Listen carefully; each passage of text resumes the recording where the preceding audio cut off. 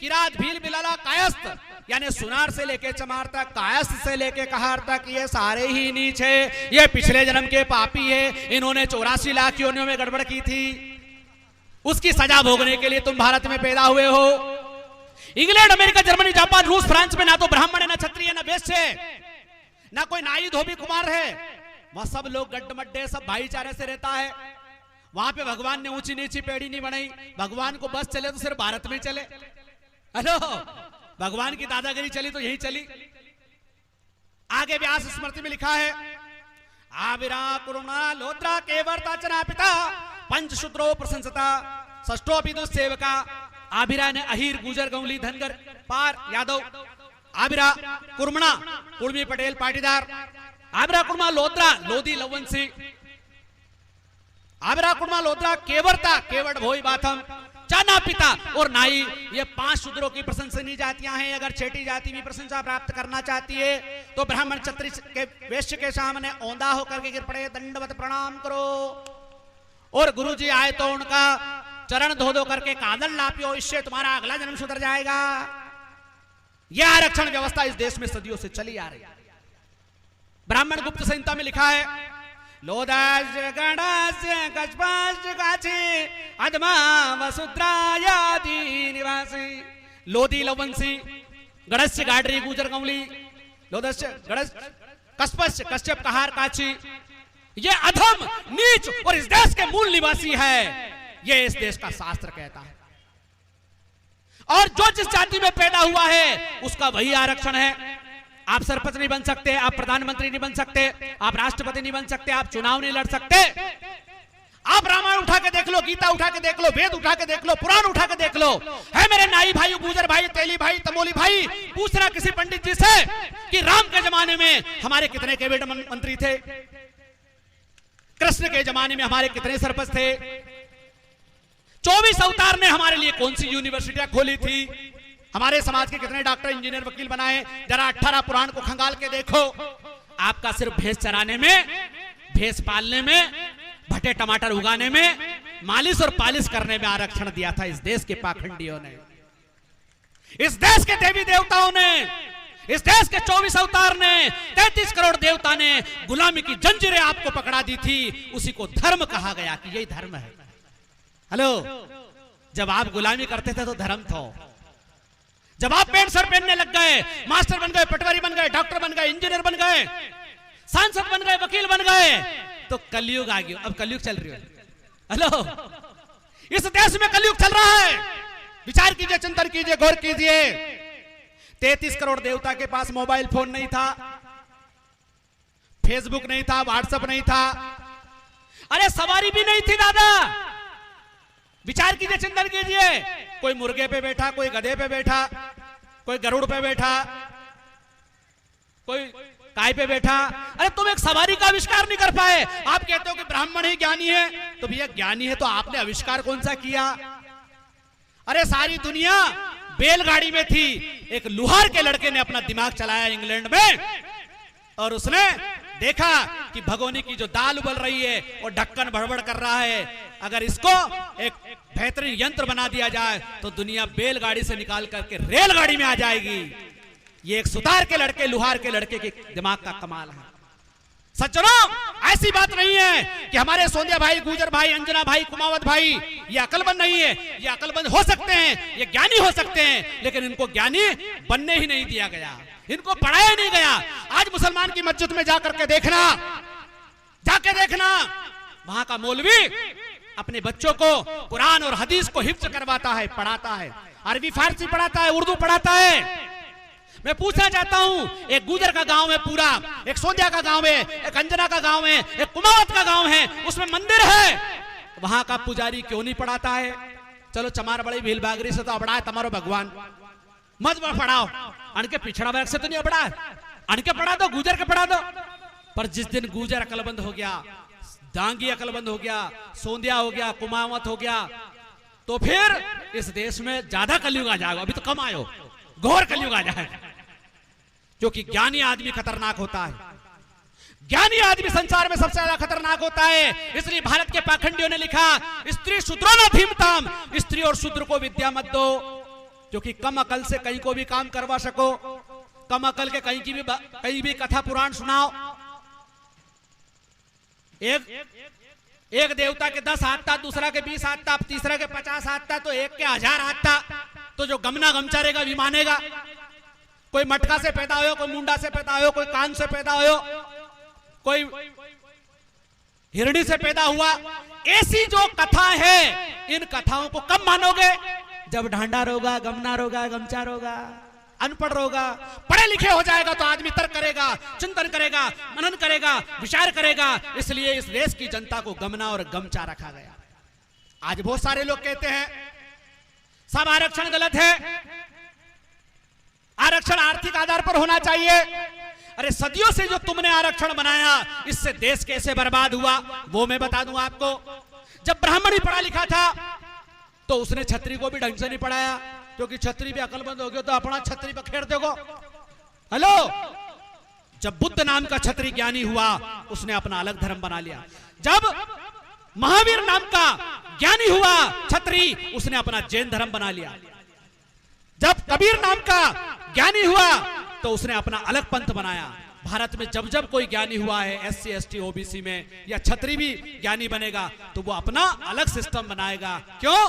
क्योंकि वेद पुराण की जो पुराना सिस्टम है वो गलत है। और उस सिस्टम में, वो सिस्टम क्या है?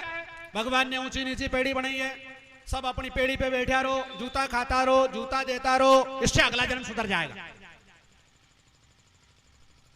ब्राह्मण ज्ञानी बनेगा, छत्री का काम है लटा पटा मनक घटा। अच्छा, छत्री को क्या आरक्षण दिया? छत्री को यह आरक्षण नहीं है कि वो पूरी दुनिया की यात्रा करे, पूरी दुनिया में जाकर के राज करे। आपने देखा होगा इस देश के छत्रियों ने अगर मारा है तो किसको मारा? चमार बड़ी भील बागरी बरगुंडा नाई धोबी तेली तंबोली, इनकी बारात रोकी। हेलो, बारात भी रोकी तो कहा मरिया मराए के मारे। हेलो, मरिया मराए के। अरे दुनिया में राज करना था ना तुम्हें, 7 समुद्र पार से अंग्रेज आ गए, पूरी दुनिया में राज किया, और तुम यही लटा पटा बेटा मना गठा में लगा दिया। तुम्हारी ताकत यहाँ की यही लगी। तुम्हारी जिंदगी का मकसद क्या बनाया? हमारे जैसे पाखंडियों ने, धर्म के ठेकेदारों ने क्या कहा? छत्री को काम है नीची जाति को तपाओ, सोंदिया गुजर दांगी यादव माली तेली तमोली, ये नाई धोबी, इनको अपनी जाति को काम कराओ, नहीं करे तो मारो। ये तो बापड़ा अंग्रेज अच्छा आ गया जो ये सारा सिस्टम बदल दिया। इस देश के शोषकों की ऐसी रगड़ाई और ऐसी तपाई करी कि आज भी 15 अगस्त 26 जनवरी पे बोले गोरागढ़ था, गढ़ा मारिया, कुर्सी पे नहीं बैठ देता था, रेल में नहीं बैठ देता था। अरे भाई, तुम भी तो कुर्सी पे नहीं बैठने दे रहे हो। आज दलित समाज का, आदिवासी समाज का, पिछड़ी जाति का व्यक्ति अगर सरपंच बन जाता है तो आज आप भी तो नहीं बैठने दे रहे हो। वो गोरे अंग्रेज थे, आप काले अंग्रेज हो। तो सज्जनों, इस आरक्षण से क्या नुकसान हुआ? छत्री के एक साथ बीमारी हो गई कि अपनी जिंदगी को लक्ष्य कहीं है सिर्फ नीची जाति के दबानो, और कोई लक्ष्य नहीं हो। बनिया ने सोचे बापड़ा ने कि अपने कहीं करनो, छत्री और ब्राह्मण ये राजनीति करे, ये कहीं करे, अपन तो दुकान पे सौदो सौदो सौदो, बीओ में बेचारा औंधा हो गया। आज को पता होना चाहिए सज्जनों, अंग्रेज जब नहीं आए थे, एक भी बनिया समाज का आदमी बहुत बड़ा ज्ञानी नहीं बना, एक भी इतना बड़ा कवि, इतना बड़ा साहित्यकार नहीं हुआ, एक भी बनिया बहुत बड़ा ज्ञानी, बहुत बड़ा विद्वान और बहुत बड़े तलवारबाज नहीं हो पाया। क्यों? क्योंकि जेको काम जेके साजे और करे तो डींगा बाजे। जो जिस जाति में पैदा हुआ उसको वैसा ही रहना है। सज्जनों, आज से 2500 साल पहले भगवान गौतम बुद्ध ने इस व्यवस्था के खिलाफ आंदोलन चलाया। उनने कहा सब मनुष्य बराबर है, सबको पढ़ने लिखने का अधिकार होना चाहिए, सबको अपना मर्जी का व्यवसाय करने का अधिकार होना चाहिए। नाई समाज के आदमी को महापंडित बना दिया। किसने? बुद्ध ने।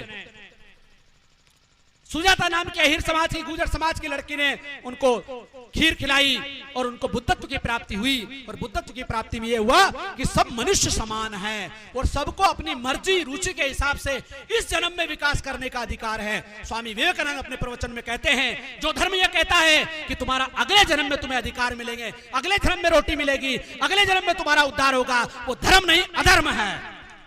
किसने देखा अगले जन्म में? इस जन्म में तुम गुलगुला खा रहे हो, इस जन्म में कमर तुम्हारी कमरे जैसी हो रही है, इस जन्म में तुम मारुति कार से उठी एसी से बाहर नहीं निकल रहे हो, और हमें कह रहे हो कि तुम्हारा अगलो जन्म सुधारो। अच्छा, हमारो अगलो जन्म सुधारा, वो तमानी जन्म में ही पूरा भारत के खजाओ, पूरा देश को बर्बाद कर दो। तो सज्जनों, इस आरक्षण के खिलाफ जो जातिवादी था, कबीर ने, रविदास ने आंदोलन चलाया और कहा, रविदास ब्राह्मण मत पूजे जब होवे गुणहीन, पूजे चरण चंडाल के जब होवे गुण प्रवीण। जाति की नहीं, योग्यता की पूजा होना चाहिए। आज कुछ पाखंडी कहते हैं, आज कुछ पाखंडी कहते हैं जाति की नहीं, योग्यता की पूजा होना चाहिए। मैं पूछना चाहता हूं, आप योग्य थे तो 712 से लेकर 1857 तक मुसलमान के जूते क्यों खाए? हेलो, तुम्हें जब दौड़ा दौड़ा के तपाया, आज बोलते बहुत सारे लोग हजारों मंदिर तोड़ दिया, अशो कर दियो, तो फिर तुम्हारी योग्यता कहां थी? हेलो, तुम्हारा 33 करोड़ देवता कहां था? तुम्हारा 24 अवतार कहीं कर रहा था? और चलो भी तो बापड़ा सो रहा था, भी तो बाटा लोड़ी का है, आप क्या कर रहे थे? आपकी योग्यता कहां गई थी? जब 1857 से लेकर 1947 तक अंग्रेजों ने तुम्हारी रगड़ाई की, उस समय तुम्हारी योग्यता और बहादुरी कहां थी? विचार कीजिए, चिंतन कीजिए। योग्यता किसी बाप की बपोती नहीं होती है, किसी जाति वर्ग की बपोती नहीं होती है, कोई जन्म से योग्य और अयोग्य नहीं होता है। सज्जनों, आदमी को 3 चीज से योग्य बनता है, एनवायरमेंट, एजुकेशन एंड एक्सपीरियंस। 3 चीजों से आदमी योग्य बन जाता है, चाहे वो किसी भी जाति वर्ग संप्रदाय का हो। एनवायरमेंट, जैसा आपका वातावरण होगा वैसा आदमी हो जाता है, जैसा आपका अनुभव होगा और जैसा एजुकेशन सिस्टम होगा। जब सदियों से आपने इंसान को पढ़ने ही नहीं दिया तो वो योग्य कहां से बने? हेलो, जब आदमी पढ़ने लगा, हिरण्यधनु महाभारत में पढ़ा होगा आपने, सुना होगा, हिरण्यधनु राजा का लड़का, भील का लड़का था एकलव्य। जब वो अपनी धनुर्विद्या अपने गुरु के माध्यम से सीखा, शोषकों ने उसका अंगूठा काट दिया और कहा कि वो तो गुरुजी की मूर्ति बना के नाड़े आड़े विद्या सीख रही हो तो चोरी कर रही हो, तो इसलिए गुरुजी ने उसका अंगूठा मांग लिया और अतरो गमचो तो क्या उन्हें अंगूठा दे दियो। विचार कीजिए, चिंतन कीजिए, गौर कीजिए। अरे जब वो हिरण्यधन राजा का लड़का था तो उसका अपना गुरु होगा स्वयं का, वो दूसरे के गुरु के पास कहाँ को जाएगा? विचार कीजिए, चिंतन कीजिए, गौर कीजिए। इसलिए सज्जनों, एकलव्य का अंगूठा जबरदस्ती काटा गया और पाखंडियों ने क्या कहा कि वो तो गुरु दक्षिणा में दिया गया था। और इस देश के पाखंडी लोग उस गुरु द्रोणाचार्य के नाम पर बड़े बड़े पुरस्कार दिए जा रहे हैं कि अच्छो पहला अंगूठो काटो तो और अब द्रोणाचार्य को पाठ, वो एकलव्य को पाठ हटा करके पाठ काट दियो। उनके बाप दादाओं ने हजारों साल पहले क्या काटा था? अंगूठा काटा था। और पहले जो 10 साल 20 साल पहले पढ़े हुए 5वीं में मध्य प्रदेश सरकार एकलव्य का पाठ पढ़ाती थी, वो पाठ हटा दिया, अब काट दिया। तो सज्जनों, ये सारी व्यवस्था, इस देश में 2 व्यवस्था है, एक शोषक की व्यवस्था है, एक शोषित की व्यवस्था है। शोषक के कौन लोग हैं और शोषित के कौन लोग हैं, ये आपको समझना पड़ेगा। तो कबीर ने कहा था, एक बूंद एक मलमूत्र एक चामर गूदा, एक ज्योति से सभी जन में को बामण को सूदा।